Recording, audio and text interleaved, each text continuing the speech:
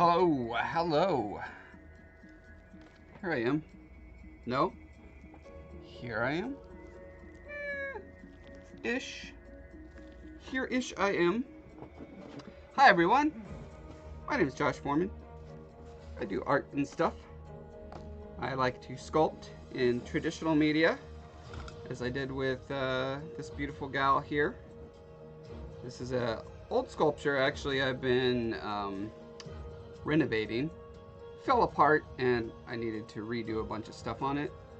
Other traditional sculpture, this Colossus boy back here. I do digital sculpture as well and 3D printing, so here's some guys here. And I write fantasy novels with a co-author who is a better author than me, but I do a lot of the world building and visual development for it. We do lavishly illustrated fantasy novels. There's one lavish illustration right there. That's a Rumshaw. They're wonderful. I'm working on collectible coins as well. So, that's the big overview. All my socials are above. Feel free to check them all out at your leisure. Today we're going to be doing like almost, I think, finishing touches on my dice tower, which you may or may not, if you've been following, you will know that this is something I've been working on for many weeks, maybe months. I don't know. I don't know time. Do you know time? I don't get it. So I do have one thing I need to finish up on Miss Oot here. So she went from a base coat last night, on last night's stream, to this. If you're curious how to paint a dino like that, you could check out my VOD on the Josh Foreman channel.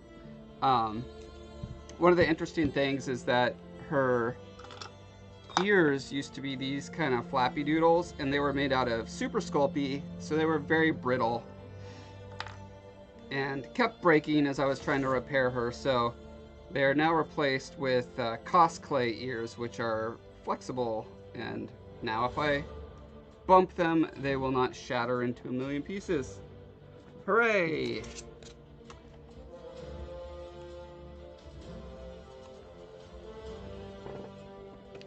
Thank you, Quindy. I did indeed sculpt this. The sculpture is literally old enough to drink now. I sculpted this in the year of our Lord 2000. So she is 21 years old now. And back then I didn't know, well, I didn't know about all the possible materials that would have made her stronger and more robust, and I didn't know much about armatures and such, so she is just very breakable. Speaking of breakability, I also need to glue the ears in, but that's a very minor thing. The last kind of touch-up I need to do before I move on to the tower is do the clear coat over the eyes.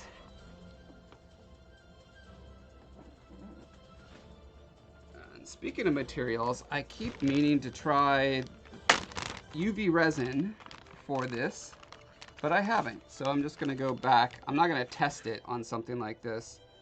Trying to find it. I think this is the stuff. Yeah. So this is the stuff that I'm used to. I will do tests. I got some UV resin. But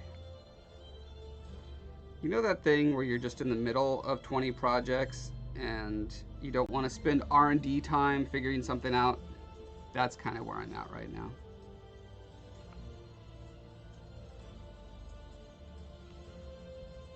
Thanks, Valendar the Red.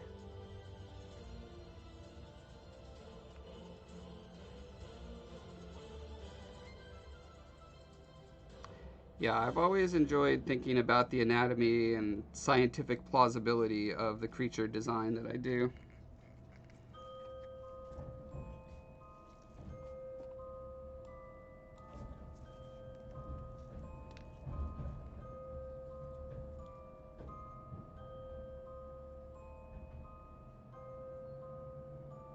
Probably should have set these bottles upside down before I started.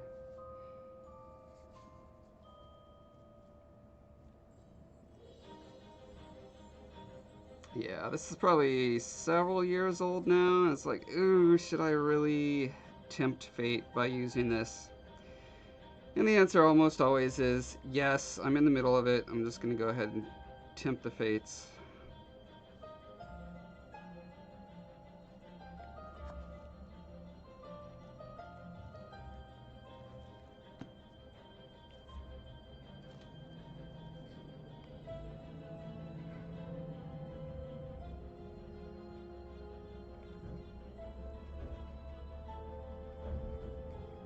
This particular epoxy was recommended to me by my friend Jordu, who is a Hollywood sculptor and creature designer, and he uses it for all his shiny, glossy eyes and bug bits and stuff. And it holds up over, well, as long as he's been doing it, and he's been doing it for like 30 years, so he's still got pieces that he made 30 years ago that this epoxy is still nice and shiny on. So taking his advice on that. You could thin down this stuff with a little bit of alcohol, isopropyl alcohol. I can't remember what the maximum threshold is, but I just kind of eyeball it, and I haven't run into any major problems. So.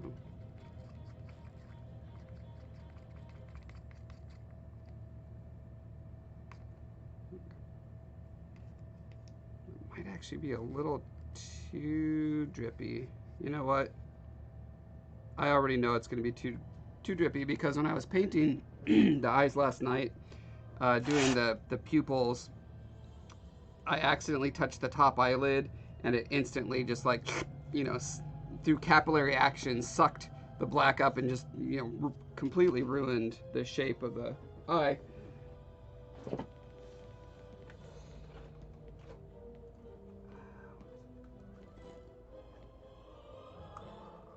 Okay, so this time I'm going to be a little bit smarter, and I'm going to put my dab of alcohol in first. So it's just a couple drops. That's all I need.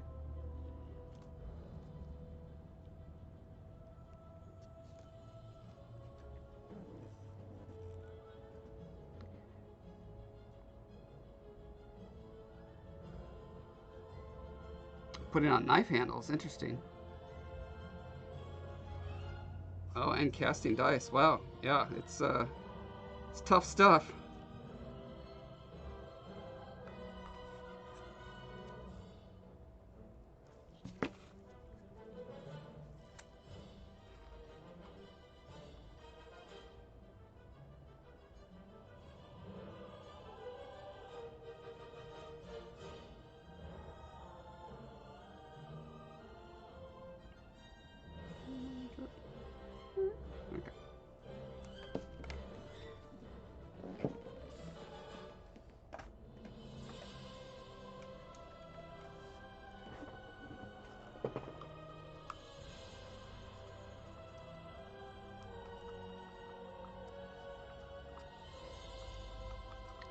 Because you want it to be runny enough that your brush can push it around well, but you don't want it so runny that it's going to drip out of the eye.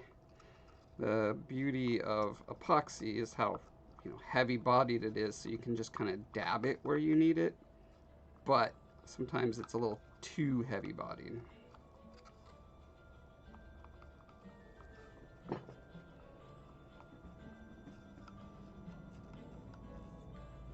Alright, and we've got our sacrificial brush, one that's completely frayed and useless for almost anything else at this point. I'm really good at making sacrificial brushes.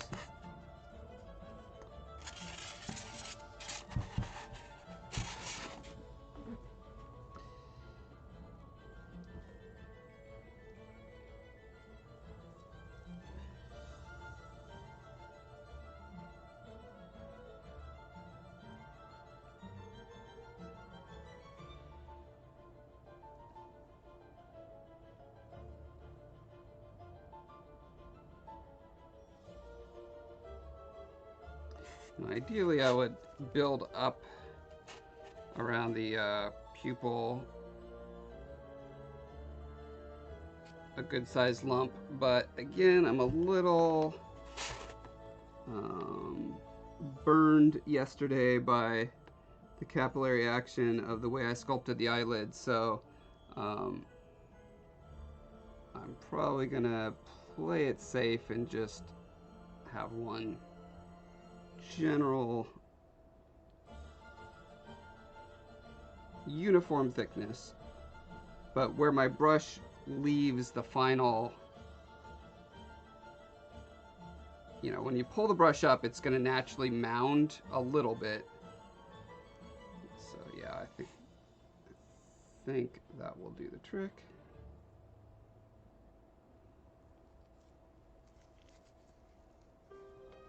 Thanks, Mechatech.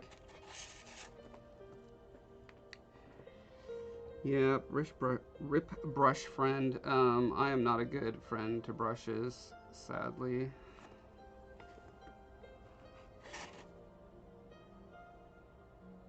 Every once in a while, I'm inspired to buy a nice brush, you know, spend the money, make an investment and get a nice brush, and then I almost always end up ruining it somehow.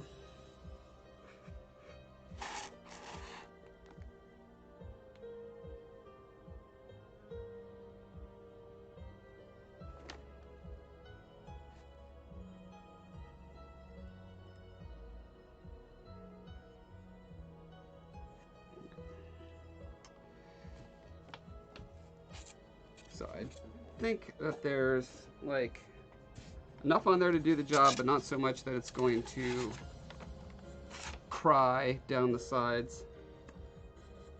And while I've got the epoxy, I might as well use that to get the ears permanently affixed.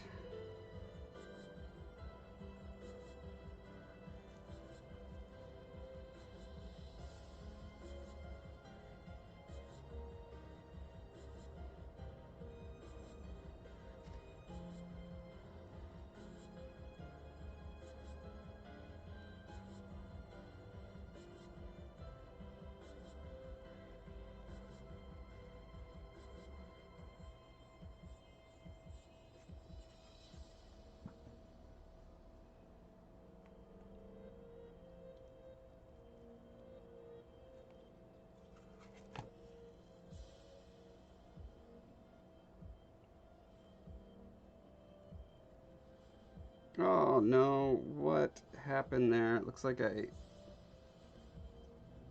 I get a little in my glove? How did it end up?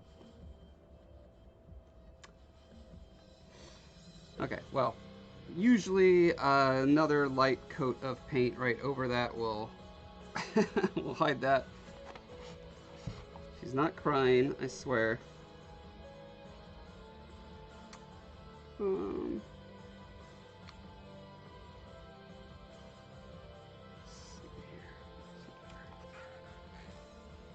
funsies, I'm going to see if I can save this garbage brush with a little bit of alcohol. I've never actually tried this, but it just occurred to me. If alcohol thins this stuff out, could you actually use it to preserve brushes afterwards? Makeup sponges to apply 3D resin to PLA prints to get rid of the print resolution. Yeah, I have some resin. Well, yeah, this stuff right here is made specifically to do that. But I do not. I only have a resin printer, so I don't have to deal with the big lines. I will get one of those eventually because there's so much terrain stuff, like possibilities that unlocks to do larger scale terrain things. But that's one of those where the price and the size and the quality keep, you know, at their, all of those vectors continue to improve, so I'm not in a huge rush to jump in quite yet. The resin printer I had to do because, you know, I have to make the characters from my books, and they have to be super high quality. So this is a 3D print. Well, it's a 3D print that was then cast and molded and cast in resin. All right, cool. So that is out of the way. Now we're going to start doing, I'm trying to decide if I want to do stains or lichen first, because I have two parts of my dice tower that are both kind of at the stage where they need one or the other. All right, let's take a vote. Whoever answers first, that's what we're gonna do. So we've got this base right here that needs lichen applied to it. It's already got its water stains. Or we've got this big boy, which just needs water stains applied to it. It just keeps going and going and going. All right, cast your votes now. Giant tower or giant tower base?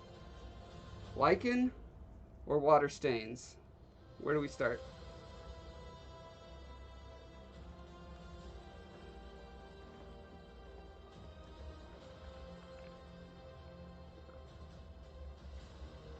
Water stains it is.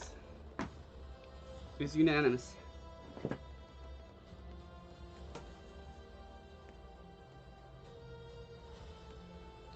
So when I did the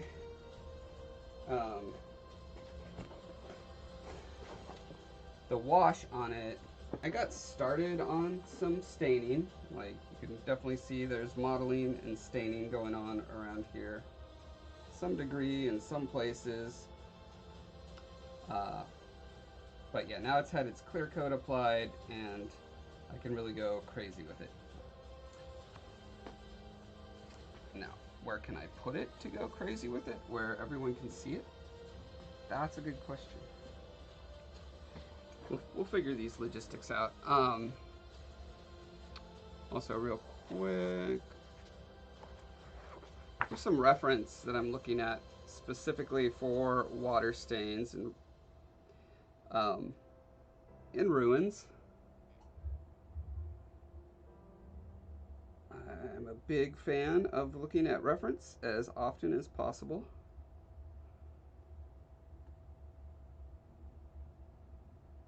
One of the things that is always striking is just how like absolutely dark those stains can get.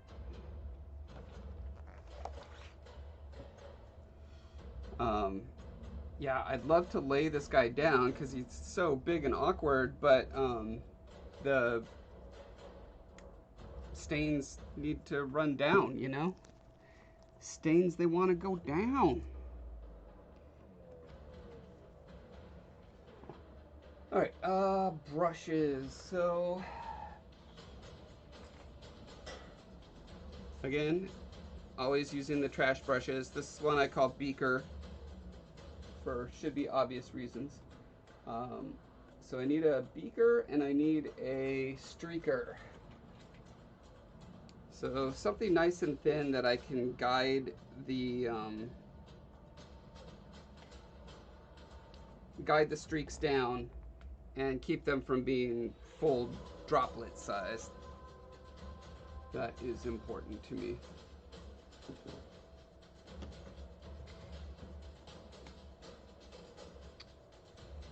I thought I had a...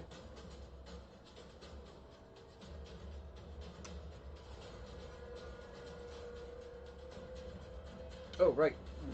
There it is. Okay. Now, I've been using this. This is my wash, and it also works pretty well for stains. If I need to get super dark with the stains, I'll just put some of this in a cup and mix in more black. But this is black and brown ink mixed with some matte medium. It's about a third matte medium, a third water. Wait, that doesn't add up right. Is it 40% water? It's mostly medium and water, about half of each of those, mixed with enough ink to color it. right? And it just depends on how aggressive you want to be with your washes and stains. Will determine how much of that you put in. And it tends to settle out on the bottom, so I always need to go in and stir it around.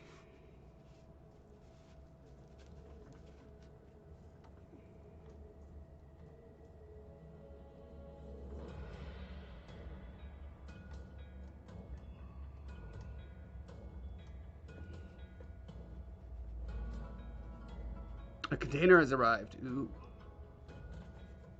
I love it when containers arrive.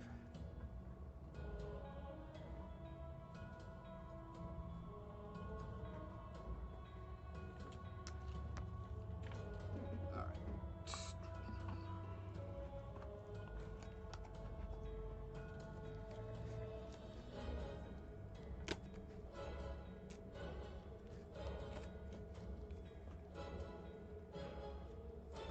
Put duct tape over the tip of my squirty bottle because I don't have a lid for it, and it's doing a really good job of sticking. Not such a good job of letting go. Okay, cool. So what I'm gonna try to do is just like pick out some areas, have a big old streaky stain going down, and then just kind of massage it as I feel it needs.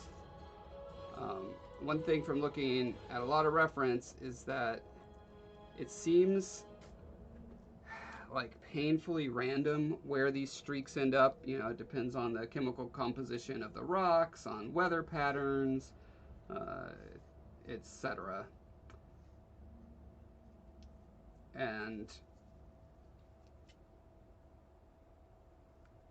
so I just kind of feel like, okay, I'm just going to do a random thing. I'm going to see how I like it. Because I put down a clear coat beforehand, if I don't like it, I can soak most of it away and it'll be pretty subtle.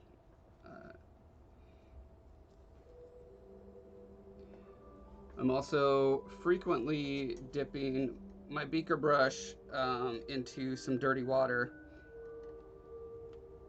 and that further sort of dissipates and spreads around the stains. It definitely helps to avoid that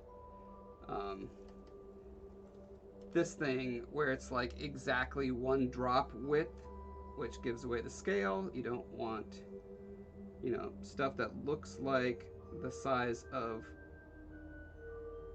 the real drops. This is also another thing that happens a lot, is the drop will meander, and yes, that happens in real life, but it, you know, if this was real life scale, that drop would be like a foot across, and those do not meander.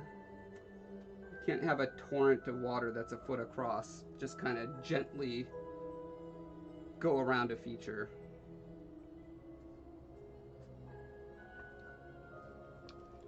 Another dead scale giveaway is the pooling that is happening here. Do not want.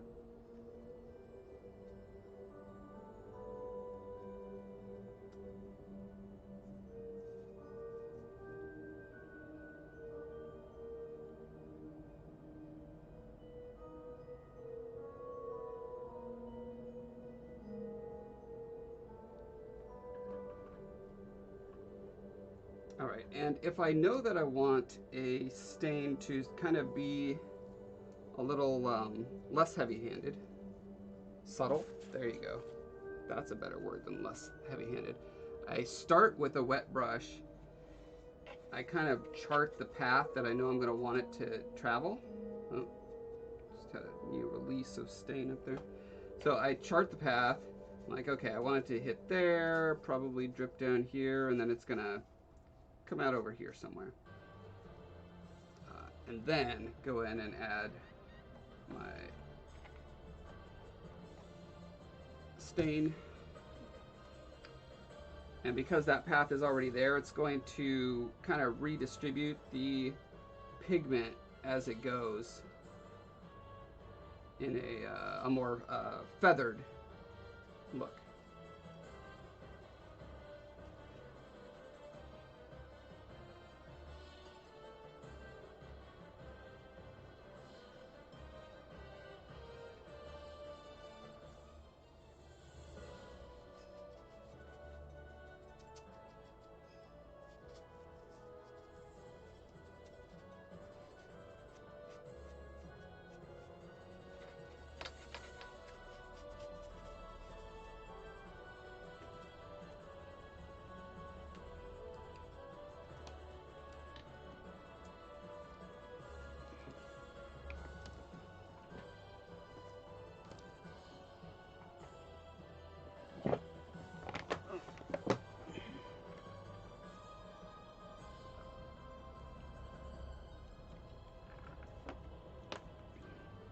Hey, Time Lord's wife. Thanks for letting me know you're lurking. I'll keep looking behind my back.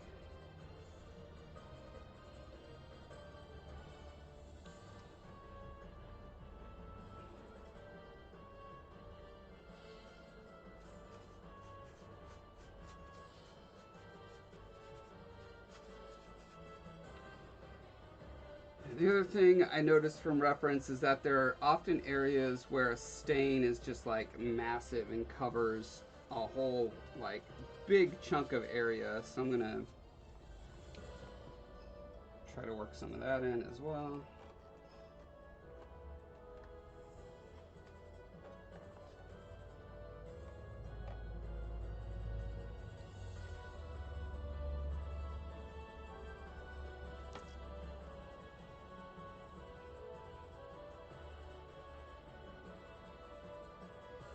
And then under features like windows and stuff, that's always a great place to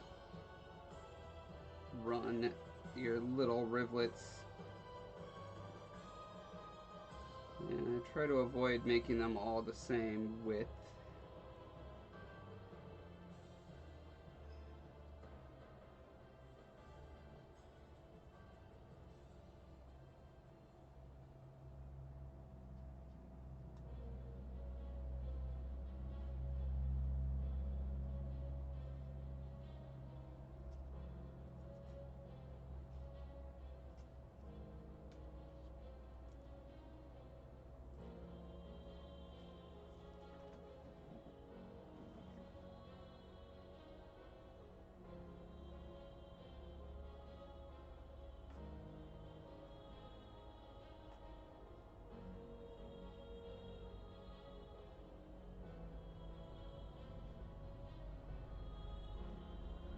Over a really rough stone surface like this one, I would not expect the droplets to be like super straight down like that, right? That they would kind of be forced to meander around a bit.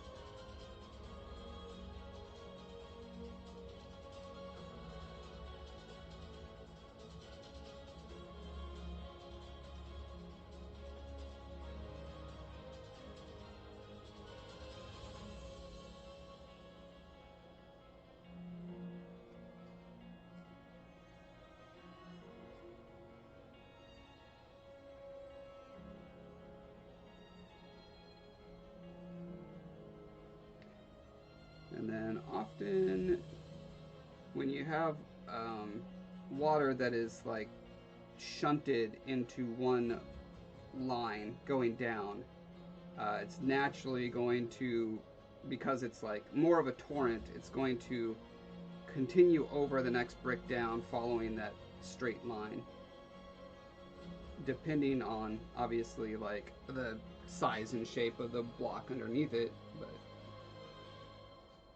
unless there's a really good reason for it not to do that, if there's a lot of water coming down, I'll usually do that.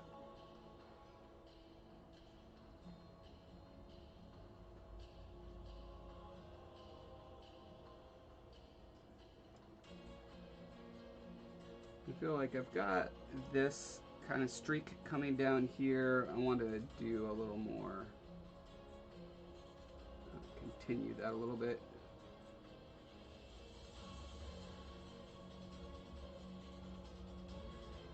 But just subtly, because I have so little on my brush and it's already kind of a diluted mix.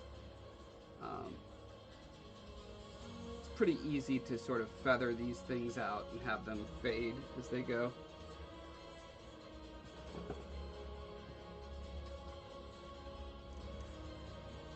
Looking for another opportunity to do a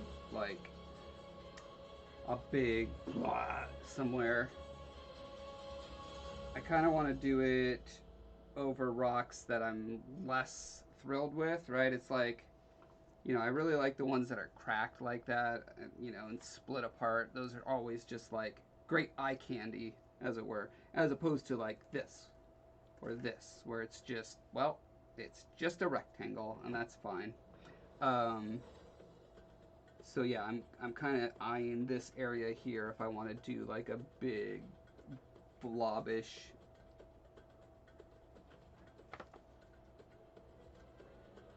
So start by wetting it down.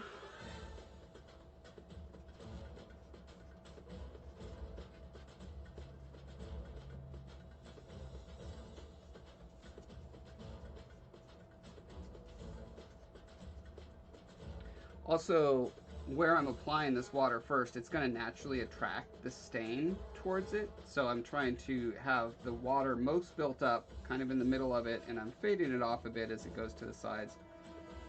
Although I'm trying not to be too hands-on or persnickety about its placement, because nature is gonna nature, and it's gonna do things that you don't expect and don't like as an artist. But that's part of making things look naturalistic, is accepting that chaos to a degree.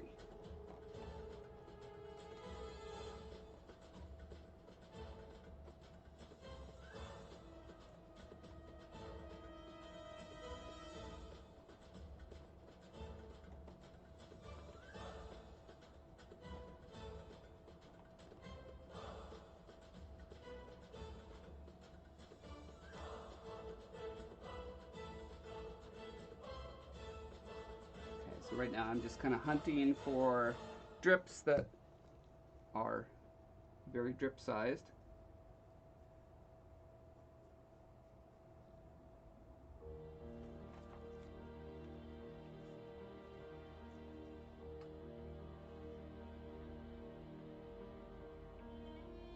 Or they get too meandery and wiggly.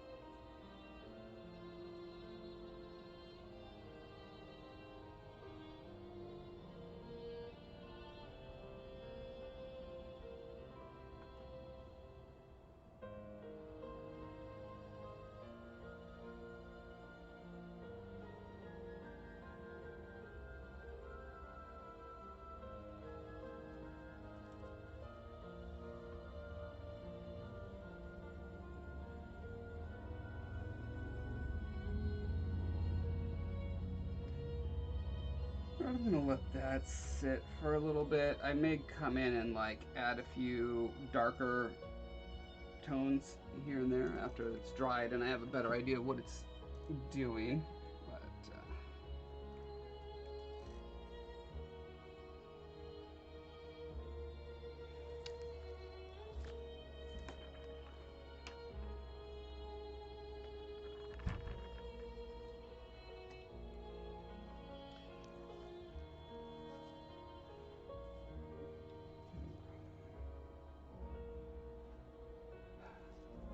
there's another tricky thing going on in that because this is a dice tower, you roll the dice down this path here and it goes into that hole. And so this is, in a weird way, it's like kind of a focal area, even though, you know, you don't really see it when you look at it from the front.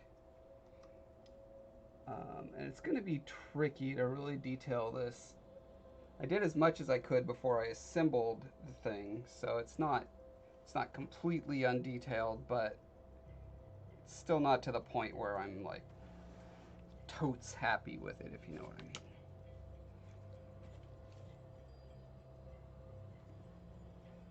But it's pretty natural. Like, this is a very natural sort of gutter sort of thing, so I kind of feel like I'm gonna need some pretty good staining running down it.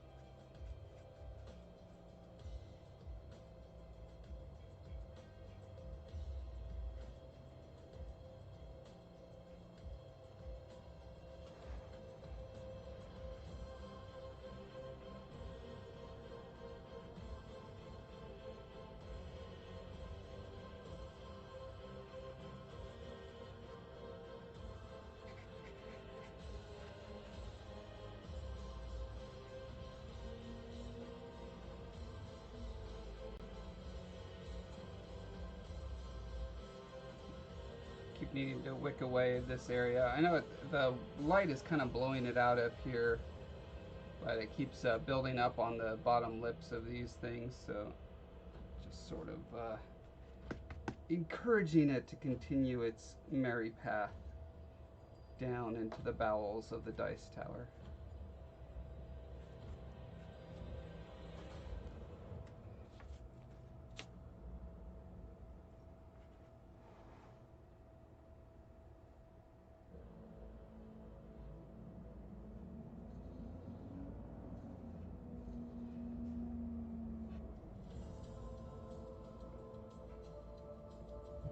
Yeah, that's feel much better about that now.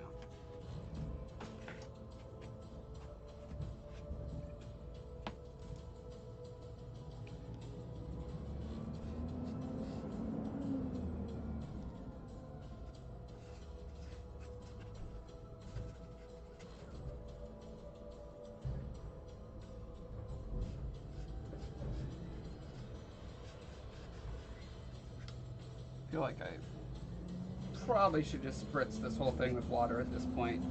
Save myself some time. But then I'd have to get my spritz bottle out. Too lazy.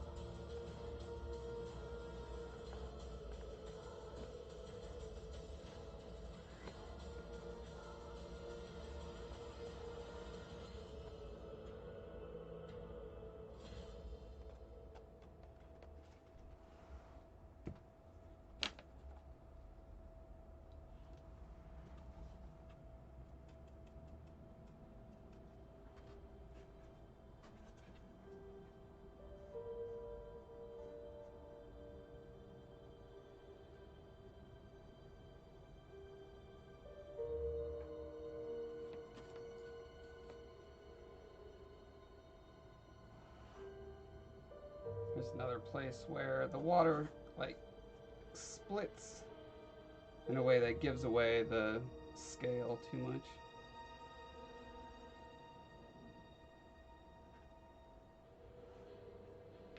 This one I think is acceptable for some reason.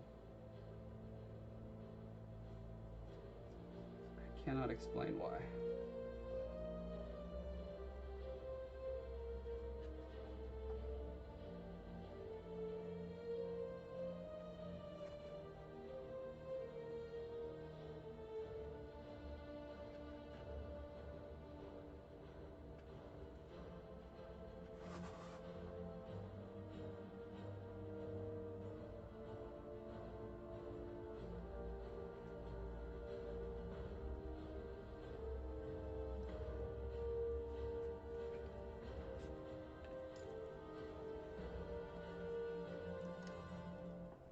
Another thing I need to work on. So I've got my little dice repository up here.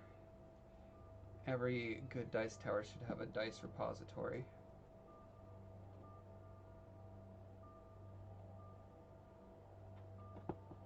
At least the ones that are 5 feet tall. They need to justify their size somehow.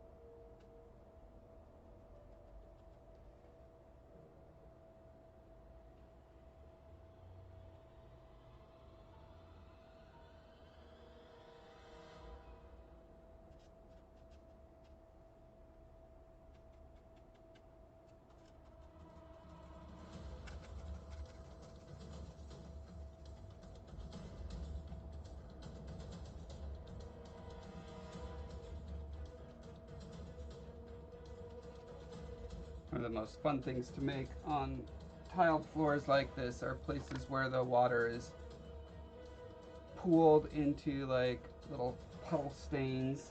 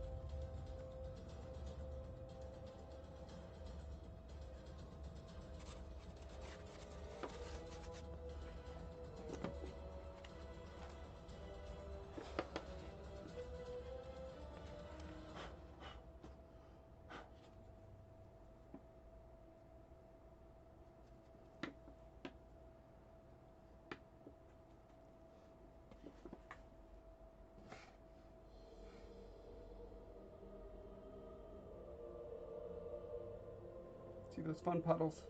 I like fun puddles.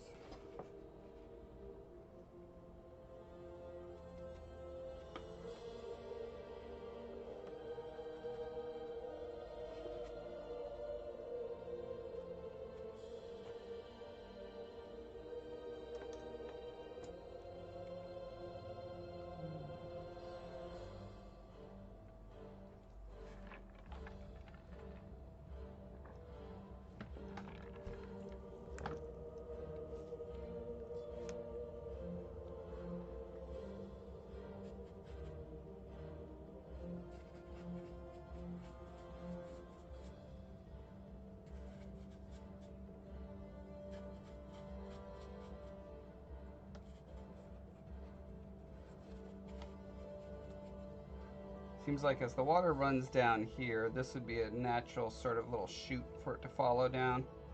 And then as gravity takes control, it's gonna pull it down there.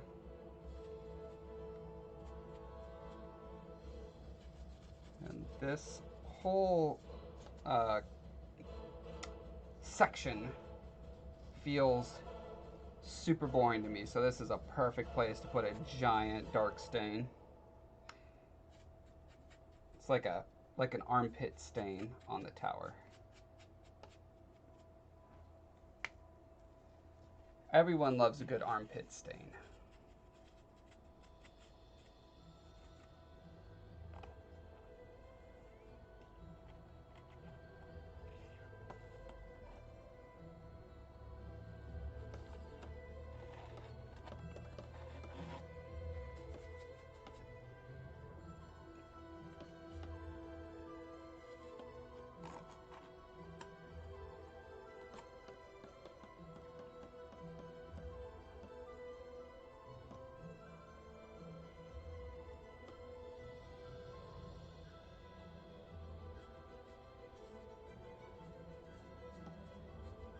Does need a little bit of encouragement to run straight down enough.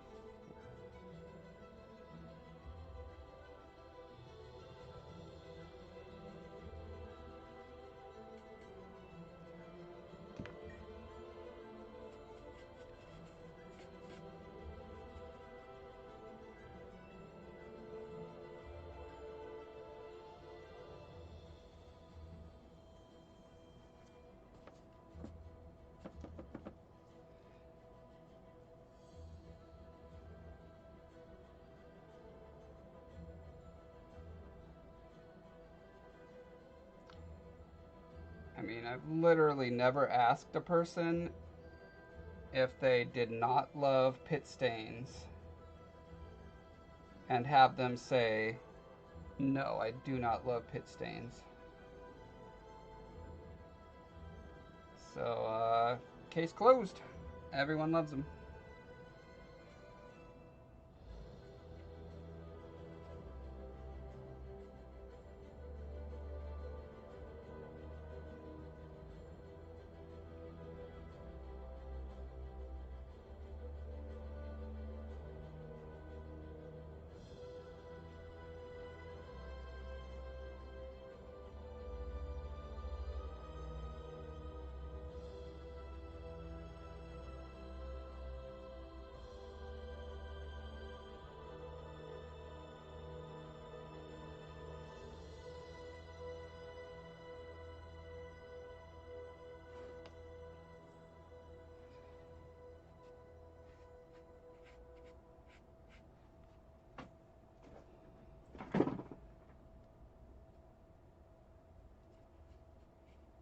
Tricky to make sure that I'm not getting weird buildup like underneath the armpits. You want pit stains, you just don't want weird pit stains. That's the important thing. You want those sexy pit stains.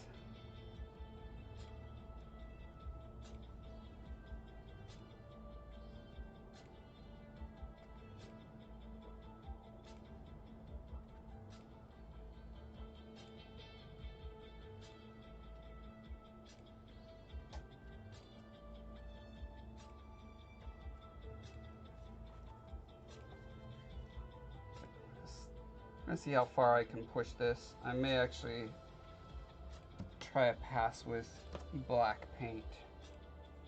See where that gets me to.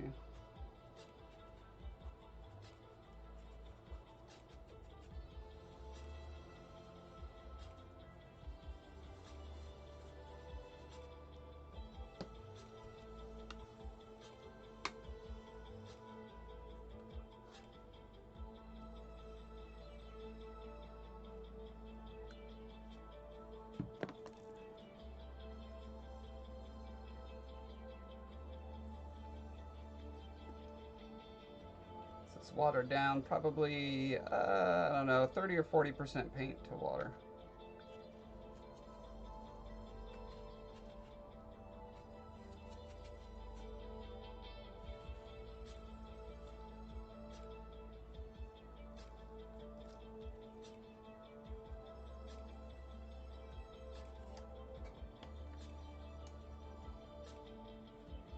I just want to pull that black pigment down into the rest of the brown stain.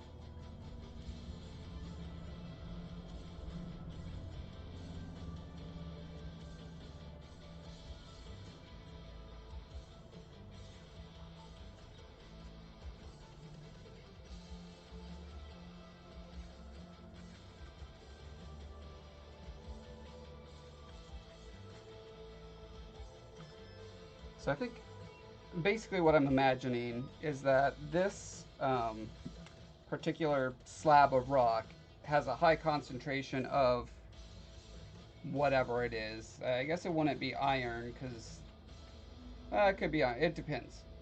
It's a high concentration of something that when water runs through it, pulls out black stain. That's just something I've noticed from reference, but I don't know exactly what that chemical is. So it's going to be running down here, hitting this guy, which does not have that same chemical composition, but it's still receiving the stain from this guy above it.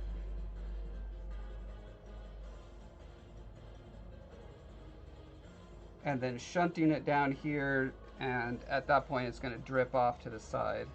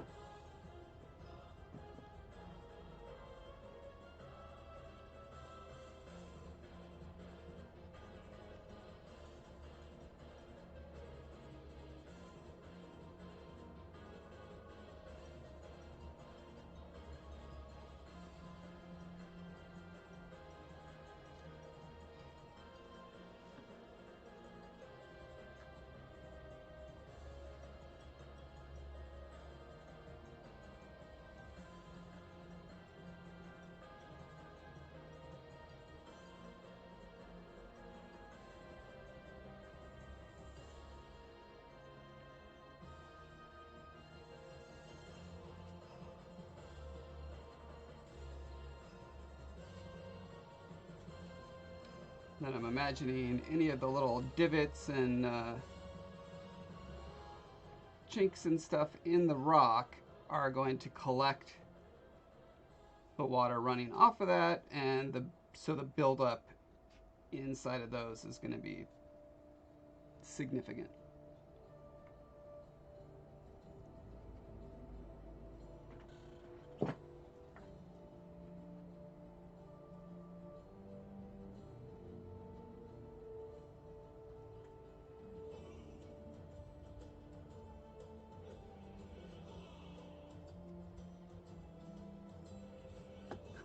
That is like literally the last place I wanted to drop to form.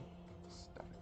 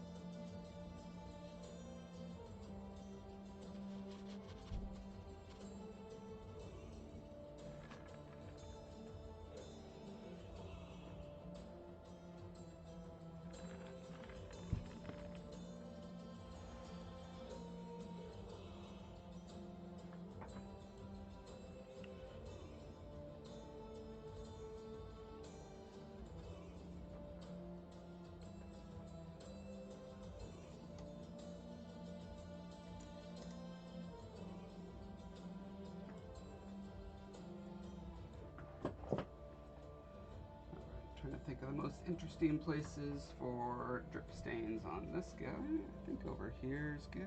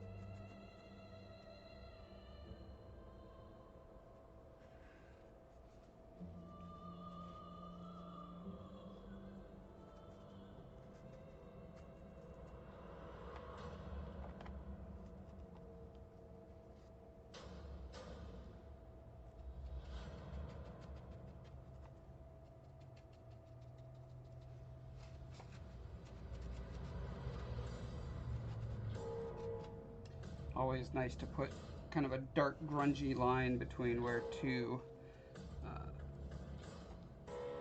flat surfaces meet.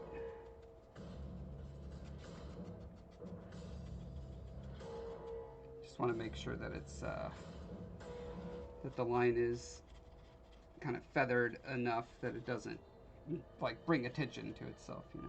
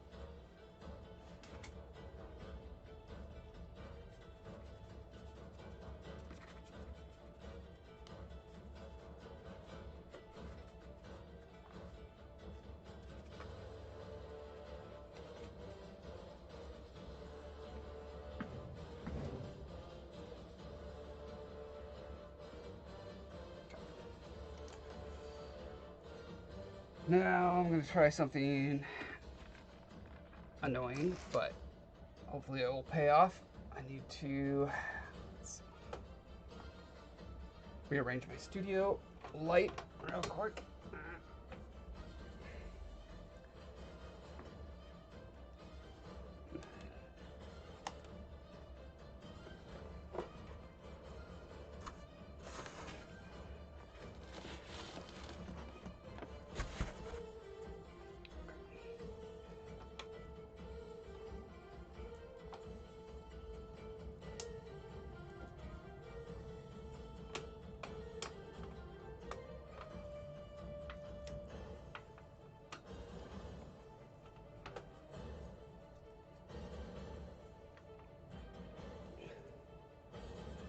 All right.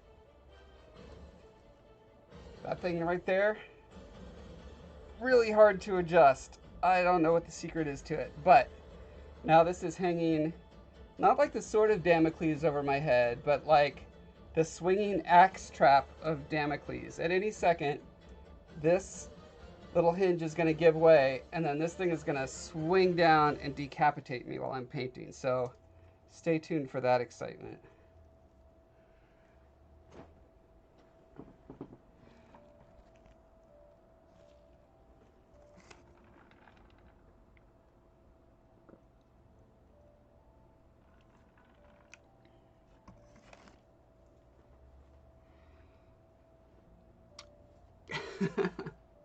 That'd be a pretty good stream, power washing this whole thing. I pretty much had to do that to my Oot statue. I had to strip all the paint off of it Sadly, I did not use a power washer. I had to just use garbage scrubby brushes.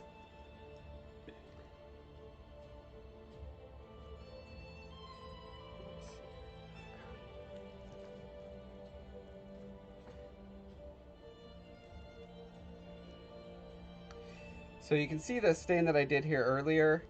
It's like very much blended in. So I'm going to go a little more extreme with it this time.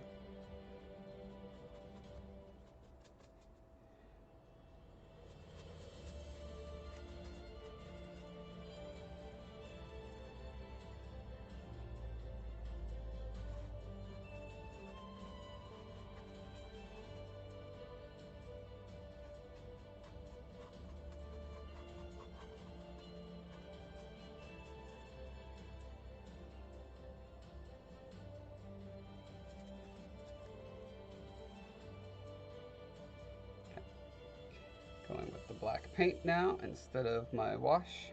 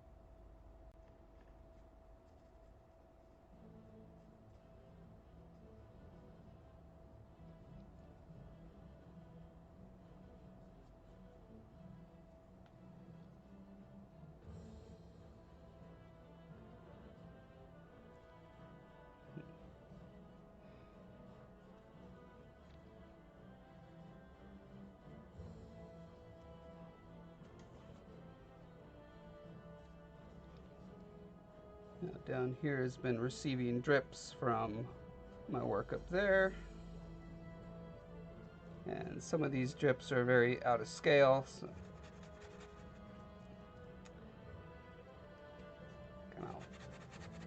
kind of watery scrub them until they are not.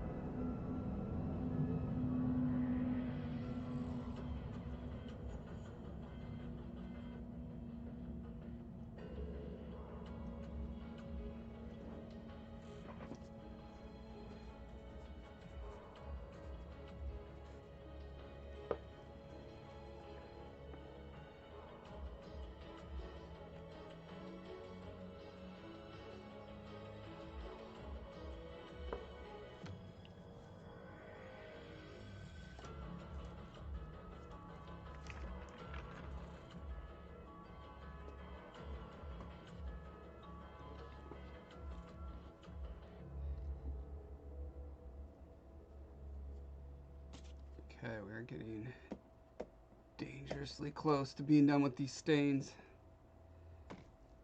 Everyone hold your breath. This is the dangerous part.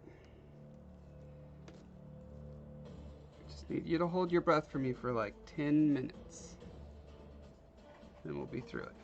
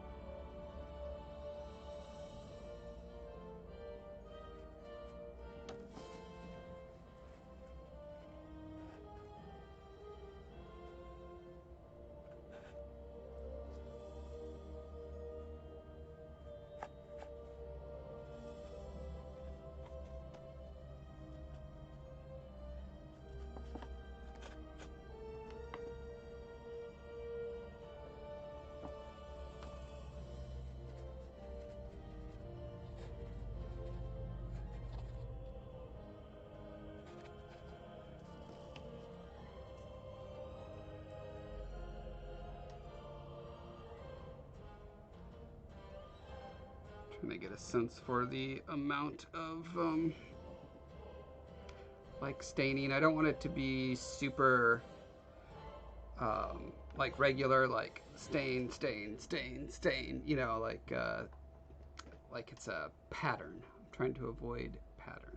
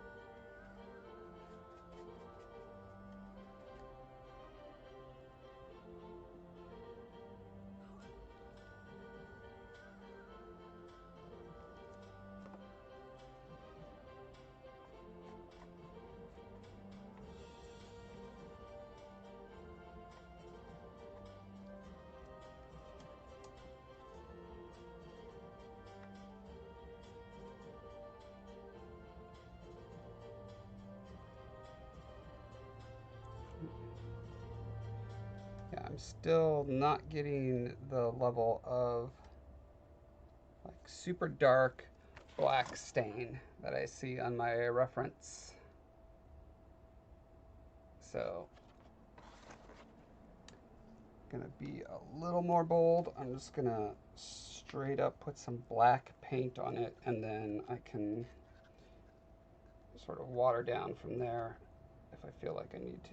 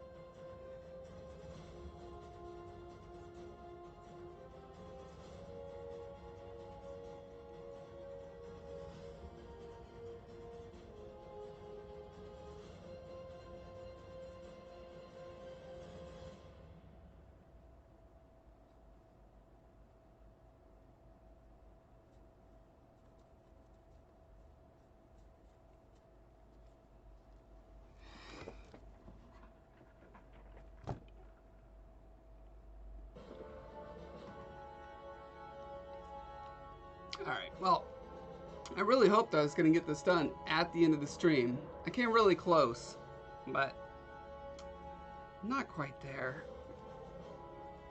We'll see. I'm going to keep sneaking up on this black stain until I'm really happy with it. And so I'll play you guys out with that.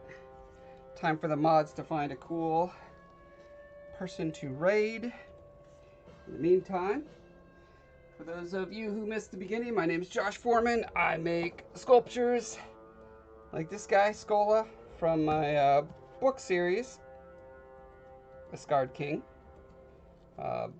Books that are full of cool illustrations, many of which I make during my live streams on my Josh Foreman channel.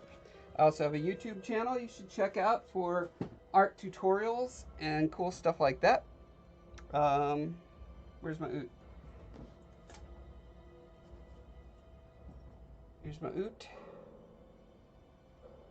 Yep, I gotta fix the accidental shine I got on her cheek, but other than that, her eyes look nice and shiny.